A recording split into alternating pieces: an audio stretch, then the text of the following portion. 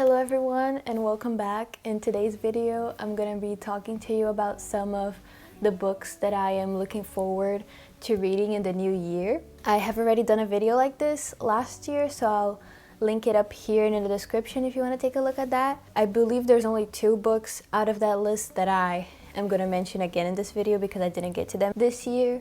But apart from that, I believe that all the other ones are new. Also, I didn't get to all of the ones in the last video like this that I made because I just changed my mind a lot. So maybe I'll go back to those that I haven't read from that list as well. But for right now, the ones that I'm looking forward to reading next are in this list. I'm going to be looking at my iPad because I made the list here. The way that I've gathered this book list and put it together was by browsing on Goodreads itself and finding books that way, or I watch booktubers and I find some books that I find interesting as well from those. And I also sometimes just search the web in terms of genres that I want to read and stuff like that, and I find like blog posts and stuff like that, and I just look through their list. Also, another thing that I do on Goodreads is that I make a reading list that is just very random of books that I find interesting that I might want to read, and then I have one called Read Next, which are the books that I'm sure that I want to read next that I'm very excited to read, hopefully very soon. Let's get started. We have 25 books total, and we're gonna start with classics and fiction. The first one is Anna Karenina, which is a novel by Leo Tolstoy. I've actually watched the Anna Karenina movie and it's one of my favorite movies ever, so that's why I want to read the novel now. It's a story that centers on an extramarital affair between Anna and a cavalry officer, and it turns very scandalous in the social circle that they're in.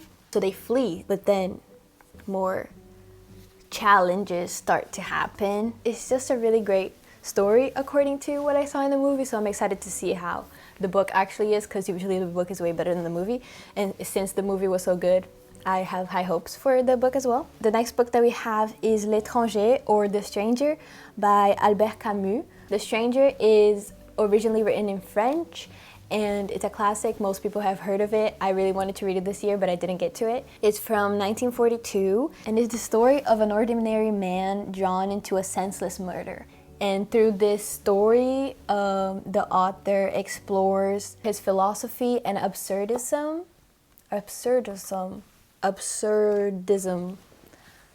Can't speak English, but yeah, I'm excited to read this one. The next book that we have is also a classic. It's The Metamorphoses by Franz Kafka.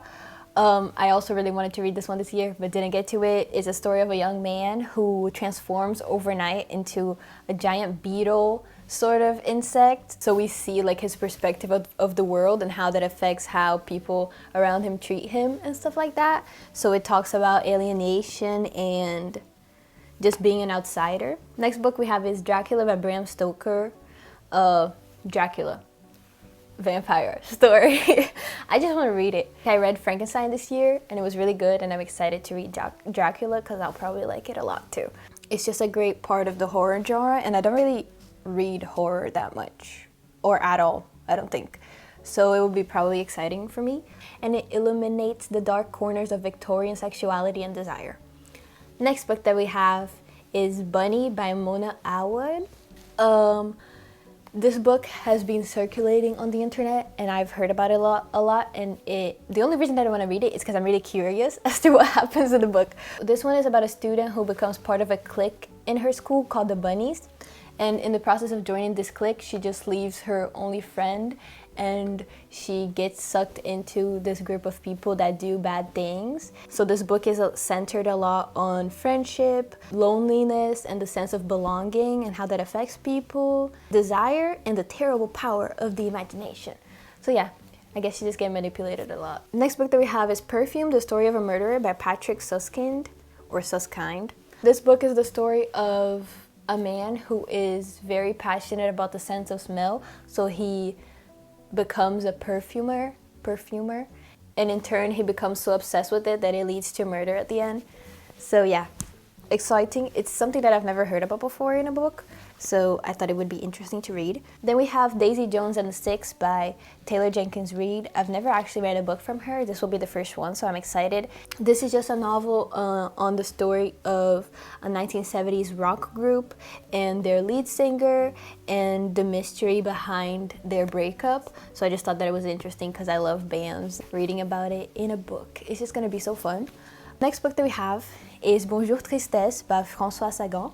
This takes place in France in the summer, and it's a tale about Cecile, who is a 17-year-old girl on the brink of womanhood, and how she meddles in her father's love affairs, and that leads to tragic consequences.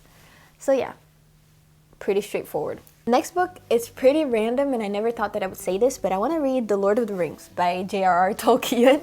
I like the story, and I just want to really understand the lore. Funny story, the first ever little movie that I made was actually on a chapter from The Hobbit that I made for English class in middle school with my friends, and it was super fun. I have fond memories of it, and I want to actually read it now. So yeah, if you haven't heard of The Lord of the Rings, I guess, there's the Rings of Power that were crafted by 11 smiths, but then one of them forged the ring because he wanted more power than the others, and then that ring ended up getting lost and ended up going to Bilbo Baggins. But then the ring ended up in the hands of Bilbo's cousin, and he has to figure out the whole issue with the ring and how, yeah. Terrible explanation. Next, we're gonna get into the poetry books. There's quite a few of them. I've been writing poetry, so I've been teaching myself a lot of things and reading a lot of it. So there's a lot, and it's just like a newfound interest of mine since this year. The first one we have, Letter to My Daughter by Maya Angelou. I already talked about this in the previous video that I made of this, but I didn't get to it this year. It's dedicated to the daughter she never had, but she sees all around her, so it's just her speaking to women through her poems, and it's sort of like a guidebook but also sort of memoir. Next one we have Teaching My Mother How to Give Birth by Warsan Shire. I read one of her poetry books this year, and I'm really excited to read this one because this is her debut poet book, and this one is also about womanhood and immigrant life, I'm pretty sure. Next book is called Salt by Naira Wahid, and it's a book of poems. I honestly have no idea what the poems are about because on Goodreads the description just says Salt, a literary work, I'm pretty sure.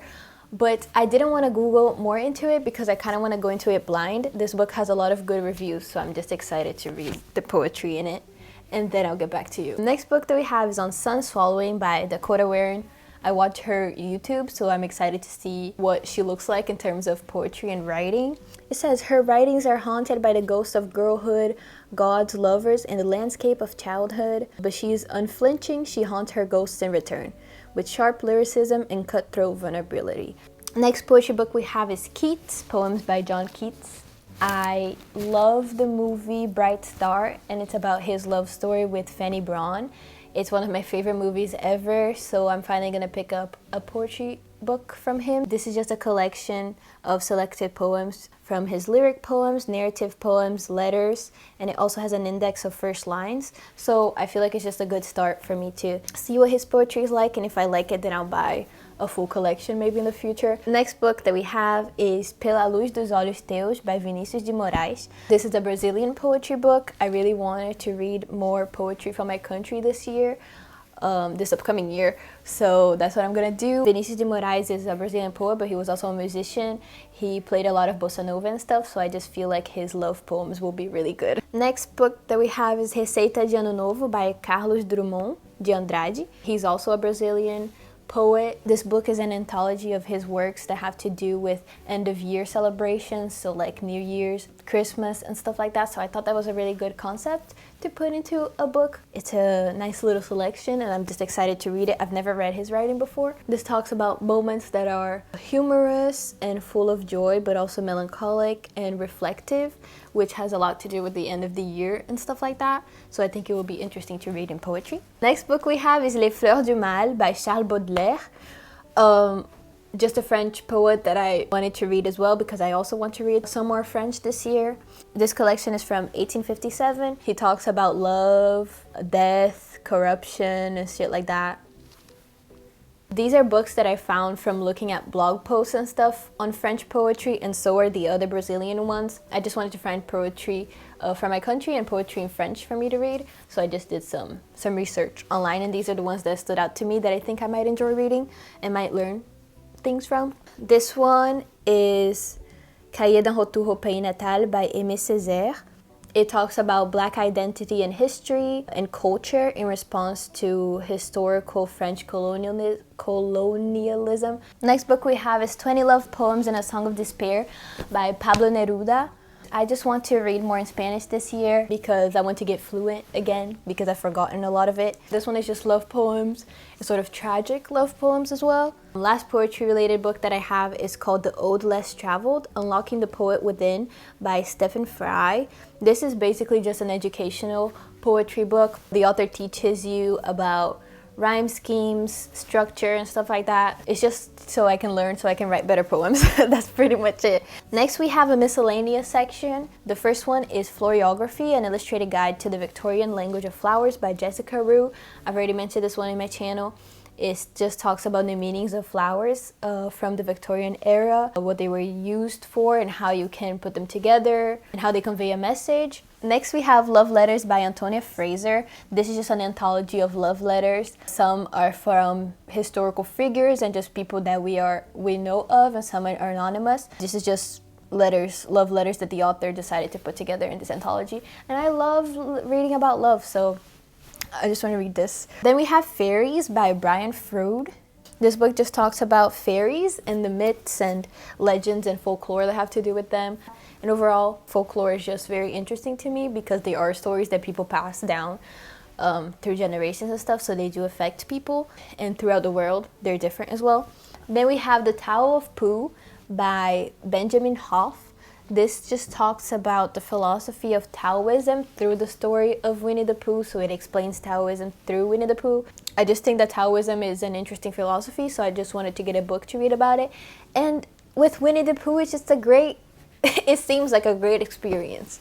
So yeah, that's my way of reading about it. Then we have Film Art, an introduction by David Bordwell. This is an overview of film production, moves and consideration of the formal element and techniques within film. It also covers film criticism and aesthetic in film. So it's just gonna be an insightful book for me because obviously I want to do film. So reading a book like this will probably give me a lot of insight and I will learn a lot. If you have any other film books to recommend, please let me know because I have a lot to learn and I'm very excited to learn more and just make more short films and stuff like that. Last book that we have is The Artist's Way, A Spiritual Path to Higher Creativity by Julia Cameron. This is a book that's supposed to help you create creative habits, and it has exercises that you can add to your everyday so that you can be more creative and really tune in more with your creative instincts and get your creative juices flowing. I've heard people talk about this one online and I just want to buy it to see how it affects me, because when you are a creative person, like I make YouTube videos, I also write and I also sing and stuff like that, so I have a lot of creative things in my life and it will be nice to read this book and see how I can keep myself motivated and inspired in terms of these things and also create a routine for me to work on each of these things. So yeah, we'll see how that book works for me, but I think I will get something out of it. That's it for all the books that I'm excited to read within the next year. I hope that you got any recommendations out of these, that any of these seem interesting to you. I'm very excited to read in the new year. Like I said, I'm not going to do a book challenge for this year. I'm just going to read and see how many books I read. But yeah, I'll still make book videos obviously. And I'm just excited for a lot of these books and for the more that I will find. Reading is super fun. And yeah, bye.